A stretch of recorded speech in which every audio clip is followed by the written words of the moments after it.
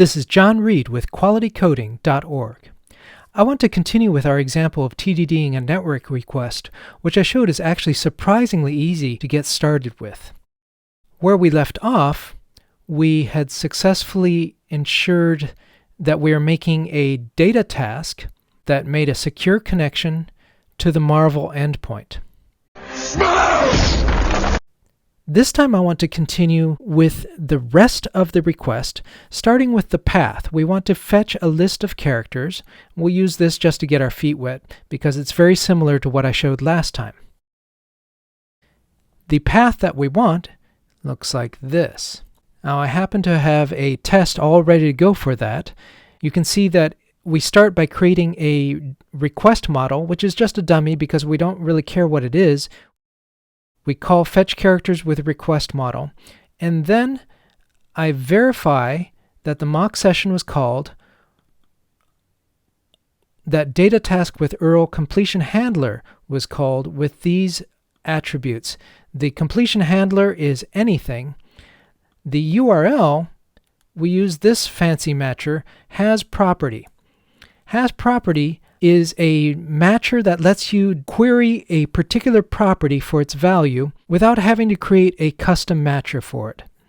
So here you see it specifies the name of the property, which is path, and it specifies the expected path. This could be a more complex matcher here. When there is no matcher, it assumes equality. So let's run this with Control R. This is TDD, so we want to start with a failing test. I've written about the differences between Xcode's error reporting and AppCode's and how AppCode's just works better for me. OC Hamcrest and OC Makito work together to give us a comprehensive error message. It says that the arguments are different. It wanted a data task with URL with an object with this path and a completion handler of anything, but that the actual invocation got different arguments. Down here we can see a little more easily that there was a mismatch in the first argument, that the path was empty. So let's fix that. Rather, let's implement that just by pasting the path in. Now when I run, I expect this to pass. Okay, that's just getting our feet wet. Now we want to pass in a few parameters, starting with the name, or rather the name prefix, name starts with. So let's go back to our tests, and I'm going to Command D to duplicate that just so we have a good starting point. And here's the test that I want to create. Fetch characters with a specific name prefix should make a query turning that into name starts with. Starting with the request model, let's inline that because I don't want a dummy request model. I want to manipulate it. So I type inline, or you can see the keyboard shortcut is Option Command N, and it asks how many of these do I want to inline? The current one or all of them? Just the current one. Let's change the name prefix from dummy to name. The challenge with a URL query string is that the query can be quite long and contain a number of name-value pairs, and we only want to check one at a time. So to help me express that, I created a custom OC Hamcrest matcher called hasQuery, which I describe in this blog post. So let's use our matcher, hasQuery.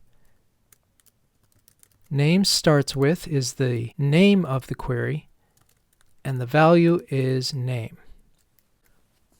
Control R to run. I expect this to fail. And there we get expected URL with name starts with equal to name, but there was no query. Let's implement that in the simplest way we can. Let's extract this string so we can manipulate it. I do Command Option V to extract a variable. It helpfully suggests a name. String with format,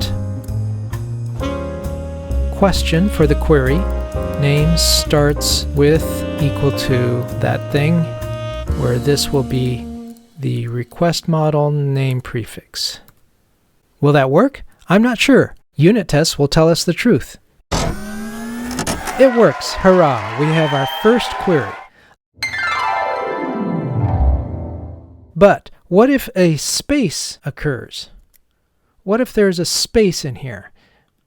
Then we want to %encode the name.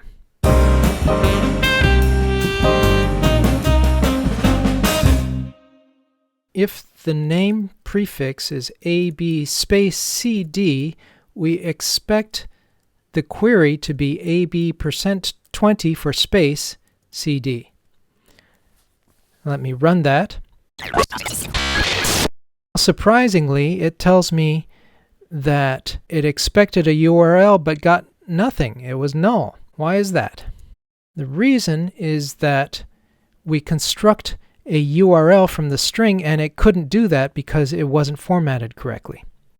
So let's take the request model name prefix and get a string by %encoding with allowed characters NS character set, what is it?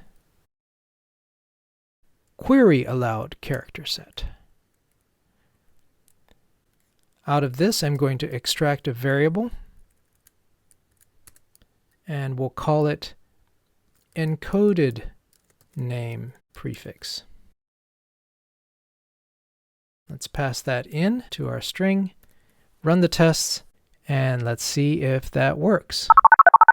It does work!